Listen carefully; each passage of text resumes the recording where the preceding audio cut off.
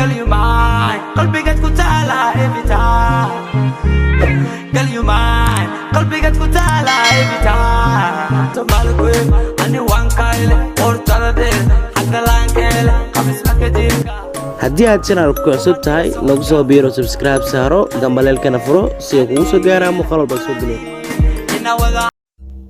sheekadan waxay ugu dhacday xilli aan ahaa macallin iskuul maalin maalmaha kamid ah waxaan joogay iskuulka oo waxaan u sharxay ardayda cashirkaasna wuxuu quseeyay social media habeennimadkii markaan imid gurigeyga ayaan waxaan isticmaalay computer waxaana ku jiray Facebook kadibna qof ayaa igu soo dirsaday aan garan karin waana ka aqbalay cabaar ayaan yara sheekeysanay kadibna wuxuu igu la hadlay hadallo hanjabaad ah mana garan karin laakiin waxay ila muuqatay in uu yahay mid ka mid ah ardayda subax hore waxaan imid iskuulka waliba anigoo ardayda la sheekeysanaya xaaladda ayaan weydiinayay mid ka mid ah ardayda ayaan aad iyo aad isku wanaagsan asaga ayaan gooni ula soo baxay oo waxaan ku dhahay miyaad Facebook isticmaashaa wuxuu igu dhahay haa kadib habeennimadkii aniga markaan guriga imid habeenkii xiga waxaan samaystay ciwaan cusub waliba anigoo rabo in aan xaqiijiyo qofkan cabsi gelinaya marna ii goondinaya qofku yahay habeenkaasoo idil waan ku mashquulsanaa maalinka xigta ayaan ardaydii hor imid waliba waxaan u sharxayaa cashirkii qaybtiisii labaad marka ardayda aniga waxaan ka sheekaysanaa mid timo guduud lahaa oo dhankayga bidixda fariisan jiray mar walba fasalka ardaygaas ayaan waxaan tijaabiyey cibaankiisa kadibna waan ku darsaday asaga ayaan ka shakiyay oo cibaankayga cusub ayaan su'aalo kaga weydiinayay mana uu isfahansanin in aniga ahay habeenkii idil ardaygaas ayaan tijaabinayay inkastoo asaga masjidadeeda uu iga soo jawaabaynin aad baan u walwalsanaa maalinka saddexaad ayaan iskuulka imid waliba waxaan la kulmay ardaygii xaliyo dhan aan sirbaarayay ardaygii ayaan waxaa weydiiyey messenger miyaad isticmaalaysay xaliyo idil ardaygii ayaa igu dhahay haa waan isticmaalayay waxaa anigoo fasalka taagan ii imid ardayda mid ka mid ah wuxuu igu dhahay macallin maxay tahay xali waxaa ii soo dirtay waliba sawir qaaban ayaa ii soo dirtay macallin aniga aad iyo aad baan u nahay sababtoo waxaan dhex taagnaa fasalka oo arday badan ayaa joogtay ardaydii ayaa waxay sameeyeen wixii fasalka ka dhacay ayay maamulku u sheegeen kadibna maamulkii ayaa maxkamad sidii igu saaray aniga aad iyo aad baan u walwalsanaa sababtoo ah mana garan karin qofkan idaba taagan marna ii hanjabaadaya marna sumcadeeda hoos u dhigaya maalinkii xigta ayaan waxaa la igeeyay maxkamad waliba anigoo liigu dhahay qiro dembiga aa gashay laakiin aniga wax dembi ma aanan lahayn qisada waxay ku dhacday wiilkii walaashiisa maalmaha ka mid ah wiilkii walaashiisa hooyada aabbaha guriga ka tagay waxayna aadeen xaflad ay qabeen asxaabtooda kadibna guriga waxa ku soo haray labadooda habeenkiina way wada cunteen way wada cabeen way iska baashaalayeen koos kaligood ayaa guriga joogay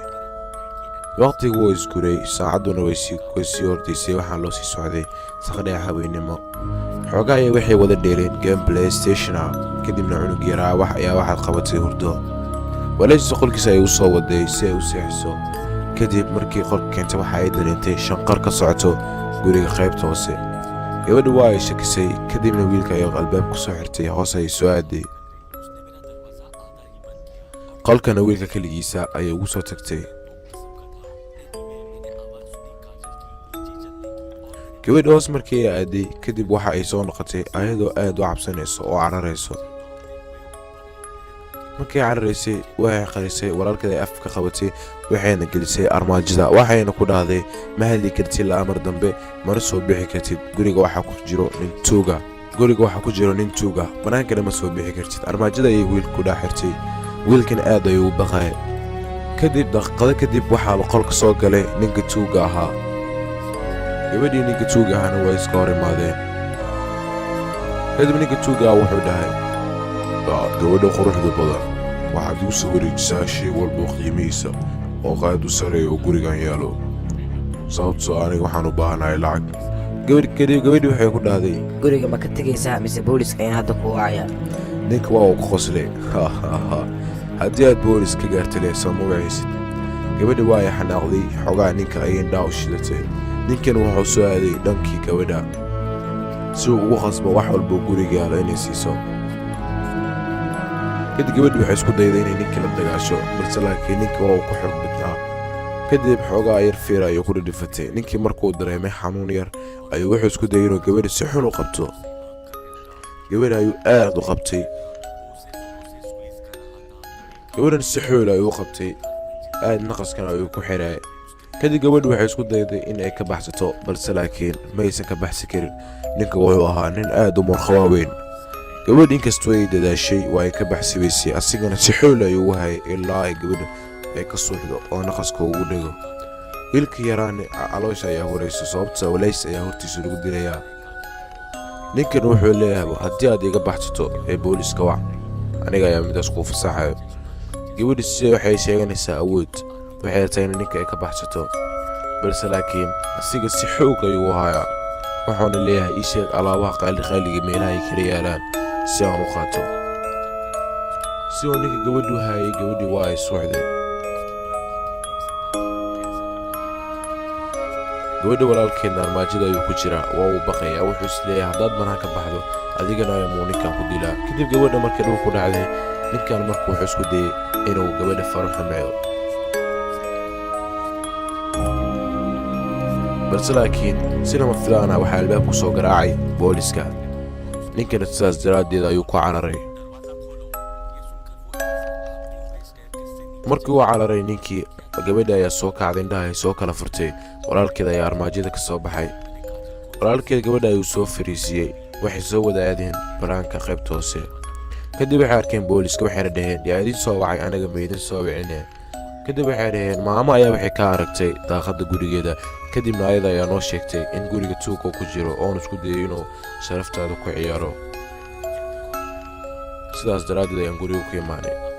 kadib guriga waxaa imaaday hooyadii aabbaha waxaana sheegay ninka hadda inuu xiran yahay oo uu ku jiro xabsiga maalinkaas wixii ka dambeysay gabadhi waxay la tashatay nin tutora ah haddana waxay bilowday ciyaarta loo yaqaano kung fu si aysan nin dambe uga cabsanin qalbigaad ku taala every time qalbigaad ku taala every time tomalkwe ani wankayle ortaladeed xagga laankeele qamisma kadibka haddii aad channelka ku cusub tahay nagu soo biiro subscribe saaro gambaleelkana furo si ay kugu soo gaaraan muuqaal walba soo geliyo